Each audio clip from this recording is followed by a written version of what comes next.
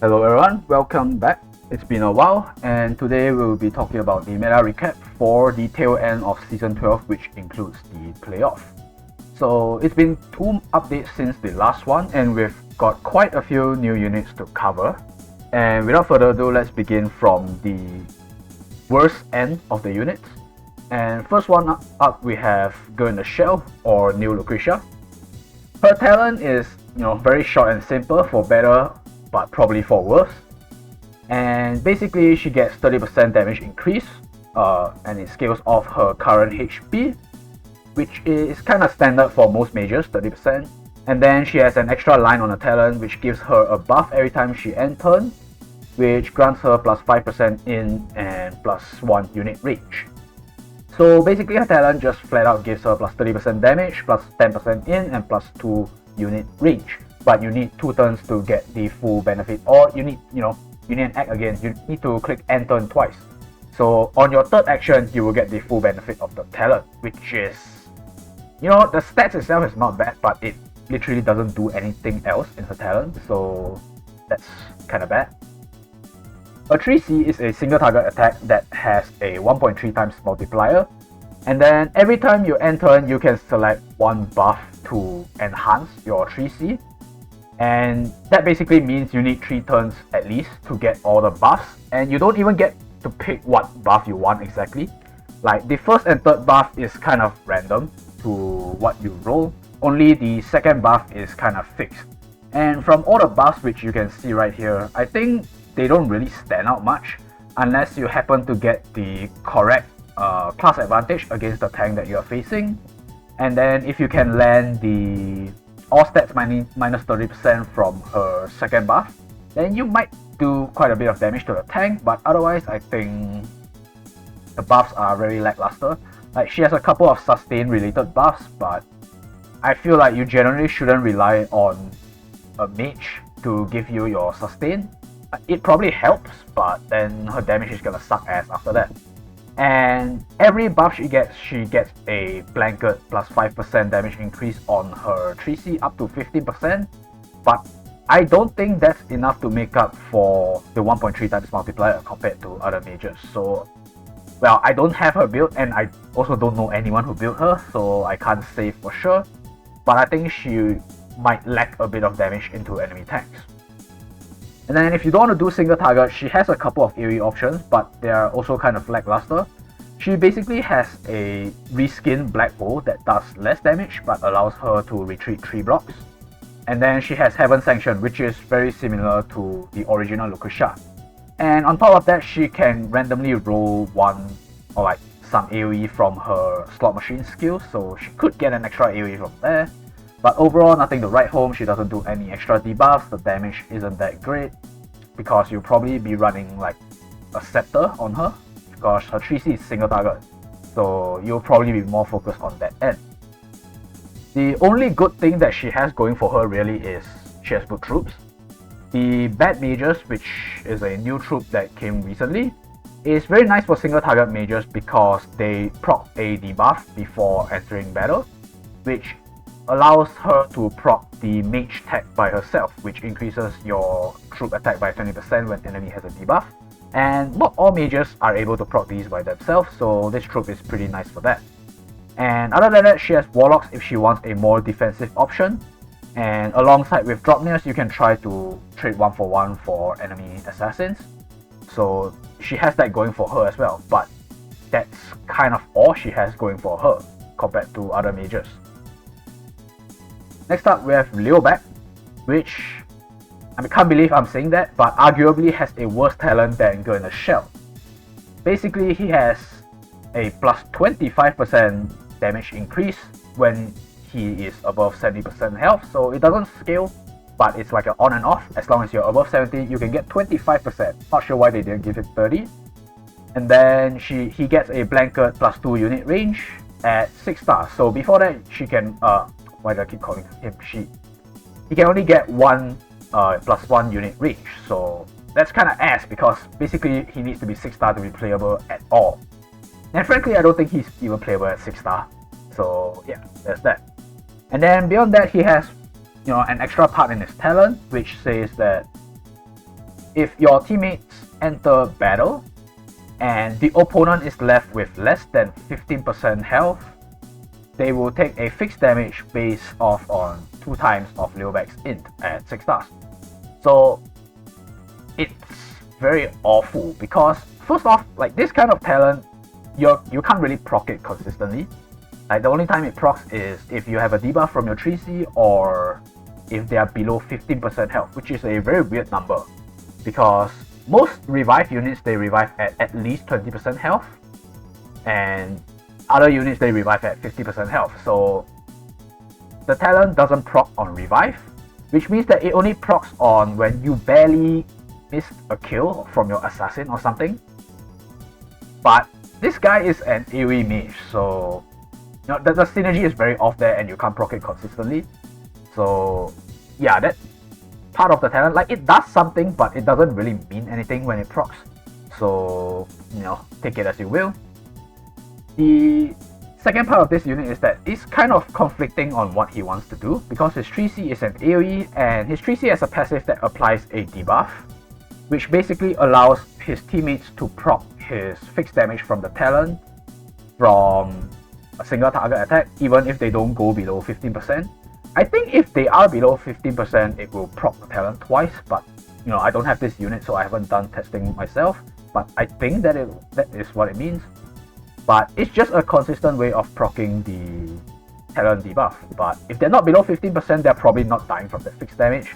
So again, not sure how much that really matters. And the problem is that, you know, you kind of want to play him as an AoE unit so that you can spread that debuff on as many units as possible. But his troops are exclusively single target. You know, he gets like Hellfire, the Bat Mages, Firebrand. They are all very offensive single target based troops. He doesn't have Crystal Warlocks, he doesn't have like good melee troops, Lancer or Infantry. He has nothing that protects him as an AoE mage. He doesn't even have Warlocks to allow him to trade for Assassins. So that's not good. And it's kind of weird because he gets 2 pretty solid single target attacks, first one being Dark Reaper for obvious reasons, and the second one is actually a 1-cost skill that does plus 30% damage when you're trying to hit a unit with revive, which is actually very solid. But that means that this unit has kind of an identity crisis. He doesn't really know what he wants to be doing. And finally, we come to his gimmick, which is really dog shit. And there are a couple of problems with it. Like this sounds like the first prototype version of Agni's talent, which is going to be coming like 3-4 months down the line. The first problem of this gimmick, before we even get to the gimmick itself, is the fact that it is a skill. And it is a 2-cost skill. Like, I think they could have put this in his talent and he would still be a dogshit unit. So now you have to, you know, basically use up 2 points from your skill slot to accommodate for this skill. And this skill itself, you know, it's kind of ambiguous. It says cause target to gain contract, cannot be killed in 1 hit last 2 turns. So on the contract, it says cannot be killed in 1 hit, which is not even correct. Like they could have said resist 1 instance of fatal damage or something, but they chose to specifically say cannot be killed in 1 hit. And they don't even say how much you revive with, and I've done it in the the unit preview, and you actually revive with 1% health. So any type of fixed damage or follow-up damage will kill you after that revive. So it's shit in that way, and it's also shit because it only lasts for 2 turns, which is basically mass attack duration. And if you have used mass attack, you probably know how fast that thing runs out. And on top of that, you can't grant the revive to the same unit after you've proc the revive, which I think makes sense. You don't want that unit to just constantly get revived. And then, if there's an ally with contract on the map, Liubek will take 10% of his current HP as fixed damage after he takes action. Like, why? Like, as if this unit wasn't bad enough already, they have to put a negative on this revive buff. Which, it's already a shit skill. So, I think the best way to play Liubek is actually to not bring this skill. Which basically means he's a very standard mage. And that actually brings me to my point on why these two units don't really make the cut. Because, compared to the current mages that are considered strong right now, I think off the top of my head, it would be Original Lucretia, it will be IBC, and then it will be Yanni, these three. And then Lucretia, I think we're no stranger to her already. Basically, she kind of has everything that Girl in the Shell has, except that her puppet also grants her a CDR and a mobility kind of, the swap, like allows her to engage or retreat. As for IBC, she doesn't have the greatest range, but she can buff the mobility of her teammates, and she actually has one of the strongest magic damage skills in the game, I believe. 1.8 times Dispel 5. So she has that going for her as well. And then Yanni, she basically, all her utility is from her portal, which basically allows her to combo with Act Again units or units that want to retreat, which does happen to make up for quite a big portion of the metagame right now. So that alone allows her to be strong on top of having solid attacks and good troop options. So compare those three units to these two units we have. Like, these two units have almost zero in terms of utility. They're just regular mages. And unfortunately, unless you plan to play a lot of mages, these two units just straight up won't make the cut. So that's my verdict for these two units. Now, next we have Dion, which I think is actually a solid unit. He's basically what I like to call the newest unit of the Joshua series, which is basically an assassin type unit or archer type unit that does line skill AoE and plays off fixed damage and crits. So he fits the bill as, like the original Joshua. And one of the things I like about him is that he brings a strong tile effect to the table, and he can proc that tile effect with any of his AoEs. So what strong tile effect means is that it's the same tier as Yanni's Portal and Derrida 2's Soul Scrap, which means that you can actually replace them if you just target the tile effect and then you place your tile on top of theirs. So in that case, he's quite a strong Yanni counter compared to Derrida, because Derrida's Soul Scrap is not really something you target, but Yanni's Portal will generally be around somewhere where you will, the end of your line skill, you will reach Yanni's Portal most of the time. So he can actually counter Yanni in that way. And other than that, I think this unit relies quite a bit on his talents, which does a debuff that allows him to reduce healing and also do fixed damage when they end turn. But unfortunately, this talent is a debuff, which means that he will struggle against any kind of immunity. And it's also one debuff that does everything, so that means he can't even try to overwhelm Frozen without teammates. But other than that, I think if you're fighting a team that lacks immunity, even if you're fighting against two healers, depending on how well they can dispel, I think Dion actually does fairly well against that type of slow lineup. But unfortunately, he only does well against slow lineups because he needs time to rack up his talent stacks and for his fixed damage to, basically take effect and slowly whittle down at the enemy. He's kind of a slow burn unit, which doesn't fare well in the current metagame, because I think the current metagame is either very trade heavy or burst heavy. So as a squishy assassin unit that probably needs to play behind a tank because he needs, to get multiple AoE out, it's kind of struggle to get the maximum value out of him. So unfortunately, he's kind of screwed by the metagame right now. But if the meta does shift towards being slower and more sustained based, I think he might actually have a good place. So a decent unit, but born at the wrong time. So on to SP Matthew, which compared to the other three is a unit that we actually see quite a fair bit of in the current meta.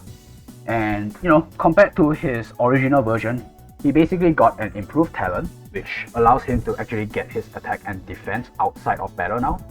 And it also allows him to retreat after using an attacking skill, and also allows him to ignore skill cost. So that's quite a few good things. And one of his new skills is an AoE that dispels 2 buffs as well as applies unbuffable. So this debuff is actually pretty neat. It can completely screw over certain team comps if they're not prepared for it.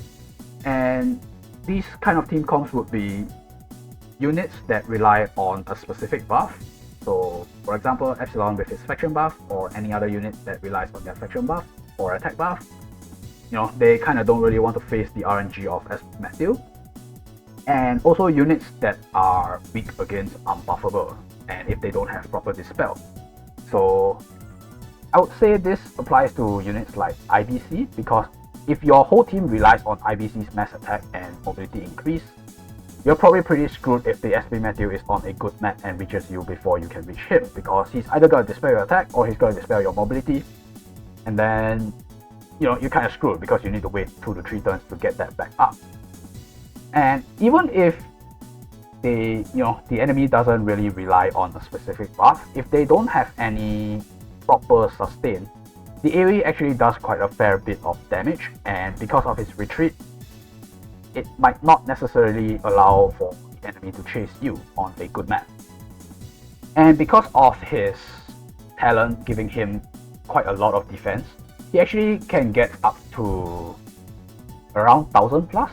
Even if you don't specifically build for defense, he actually gets quite a lot of defense if you have a action buff or something. So he can be fairly difficult to kill from full health from physical units, especially if they get shipped by your AoE before that. So he has that going for him as well. And finally is one of the main reasons I like to use Matthew now and also back then in his original form, is that he has a lot of utility options. Right now his utility would be faction buff and his summon. So faction buff is very nice for a lot of strong units now. Like off the top of my head, the main units would be Gintoki, Zerida, Wetham, and Diehard. All 4 of these units benefit from the defensive buff that they might not usually get, especially Wetham and Zerida, because usually they just self-buff themselves with attack and then they don't have defensive buffs. Both of these units have werewolves, which with the defensive buff actually make them significantly bulkier than they were before. And a unit like Diehard, if you have Matthew's buff, that means you can afford to bring sneak attack or something else. You don't need to bring the oath if you don't have to buff another female. So Gintoki, for obvious reasons, he benefits fully from the FB. He likes the attack, he likes the defensive stuff, and he also likes SP Matthew's summon, which allows him to trigger his full talent as well as act again. So it's a very good Gintoki support in that sense. And finally, even if you don't take into account of the faction buff, his summon actually does quite a fair bit of damage because he fully inherits the stat of SP Matthew, which right now is actually around 2.1k with, or even 2.2k with the attack command. And that actually does quite a lot of damage. Against a tanky troop, it can probably clean out all their troops, so basically 50% of their health. Or if it's against something squishy like a mage, and if you can get into range to melee them somehow, you can probably just straight up kill that unit with 20 hits actually. Or you can just use it to finish off someone that took an AoE from someone else around 60 to 70% health. The summon actually does a lot of damage on S12.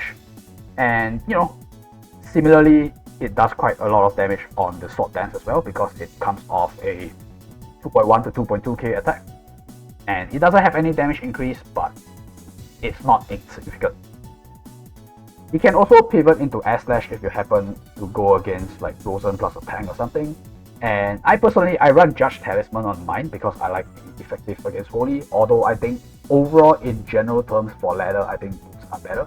But with the Judge Talisman, he actually does quite a lot into Lightbringer, with as long as they don't bring Phalanx. And if you bring motorbikes into either Guardian Infantry or Templar Knights, he actually can one-shot if they aren't very bulky, or if they don't have like random armor proc, and if you have proper buffs, it actually can one-shot. So he has that going for him as well. And if he's not going against a tank, if it's a motorbike map, the S/ range is actually very long as well. So it's not like he can only AoE, his single target is still actually very solid. So finally, we are at Zerida 2, which is hyped up as one of the strongest units and will be one of the strongest units for the while to come. So I'm not gonna cover too much in terms of her kit because I've already done that in her guide video, and I also want to leave some stuff to talk about later in the second part of this video, because I'll kind of compare her with Gintoki for a bit in terms of how they play out in the meta. So I'll try to keep this, as simple as possible. First up is something that I've learned while playing her, is that you actually need a 6-star Zerida 2 to actually try for a proper one-shot on Guardian Infantry Lightbringer. And Guardian Infantry Lightbringer is what I like to call the golden standard for single target tanks, because, if you don't take into account of like class advantage or disadvantages, she's the bulkiest versus single target because of her ability to keep her buffs, as well as, Guardian Infantry is one of the tankiest troops overall, and not all tanks actually have that troop for some reason. So the thing about Zerida 2 is at 5-star, even if you crit the Guardian Infantry, you actually don't have enough damage to get through the GI in one hit. This is assuming you don't have any external buffs like external damage increase buffs, or plus 30% from CC White Egg again, something like that. So with just Fury of Tear and her self buff from her egg again, you actually don't have enough gas to get through GI in one hit. So that means that you can't actually proper 100 to 0 a Lightbringer, regardless of start really, because the Guardian Infantry stats don't actually scale off based on the star of the Lightbringer, like they are pretty constant. So yeah, but then again, to me, when I play this hero, I think it's actually not very realistic to try and 100 to 0 a unit. I find it usually much more realistic to chip the Lightbringer a bit with an AoE from something like a Lukusha or something, and if they don't actually have a proper heal to get her back up, that chip will allow her to get the kill basically. So it's more of like a 1-2 hit thing, or you can lead with her, apply the debuff, and then finish off the tank with some other unit, and it's basically like 2 or maybe maximum of 3 hits depending on what healers they have, and it's still better than having to go through 2 proper lives of the Lightbringer. It's still faster that way, and with that extra time, you might, that just might be the time you needed to get through the rest of his team. So for me, that's the more realistic way to make use of Zerida's 3C. And in terms of the way she plays throughout a game, she really relies on her team being able to push forward either by means of a tank or some very bulky or a unit with revive that is not afraid of the enemy engaging on them. And basically she piggybacks off that unit, and then she gets into range that way. Or you have some kind of assassin that can go in, trade, and create her talent orb, her terrain effect, and then she teleports straight onto the terrain effect, and then she gets into range that way. And she really needs one of these two styles of gameplay, because her natural threat range isn't that bad. It's 5 plus 3 from the air again, and then plus 1 on the 3C, or 2 from the air slash. So it's 9 to 10, which is not terrible, but if she can reach the enemy can probably reach her as well, which, depends on what you're going against, might be a pretty bad thing. So in order for her to get in at maximum condition, full health, buffs, no debuffs, she needs something to jump onto. So yeah, that's in terms of how she initiates. And the third point is actually a misconception that I had, and I don't know if other people have the same misconception, is that she's actually not a janitor style unit. When janitor style units are basically things like Epsilon, Gitoki, Oboro. Those are the main 3 examples, and she's not the same category of unit as those units. And I thought she would be a janitor because of the fact that she can just revive forever, kind of like she can refill her revive by consuming the orbs on the map. And the problem with the revive is actually, first up is you need the orbs in the first place, so they either need to be already there, or you need to kill enemy units in order to generate the orbs when you are, cleaning up late game. The problem with generating the orbs late game is that you need to kill the enemy, but you're reviving at an increasingly low health. So your first revive will be 50%, which, including the werewolf revives, you might be able to get a kill after that with air slash on a squishy unit or normal attack on a squishy unit. But after that, you revive at 25% health. And frankly speaking, you're not gonna kill shit at 25% health, so you won't be able to revive after that if you don't already have a ball. And even if you revive you won't really be doing enough damage to win the match unless they have absolutely zero sustain and you can kill them in 2 hits, like if it's a mage or something. So that's one of the main problems she has as a finisher. And the second problem she has is that her skill cooldowns are pretty long. Her jump and 3C are like 4-5 turns cooldown. And unless you retreat and have someone else do the zoning for you, she basically gets 1 round of teleport 3C air slash or sword soul, and that'll be it. That'll be her contribution for the rest of the game, and she'll probably be dead after that. If not, she'll be normal attacking for not much damage, I'm pretty sure, because her attack buff lasts for 2 turns as well. So she's more of like a mid-game unit where you kind of throw her in after someone else has initiated. You get a good kill on a revive or very bulky unit, and then she tries to do what she can afterwards, and then she just dies. So that's how I see her in terms of the current meta. Of course, if you are playing with a healer, maybe her normal attack can actually be pretty strong at 6 stars, but that's a separate conversation, I feel. So yeah, that will be the end of this first part of the video.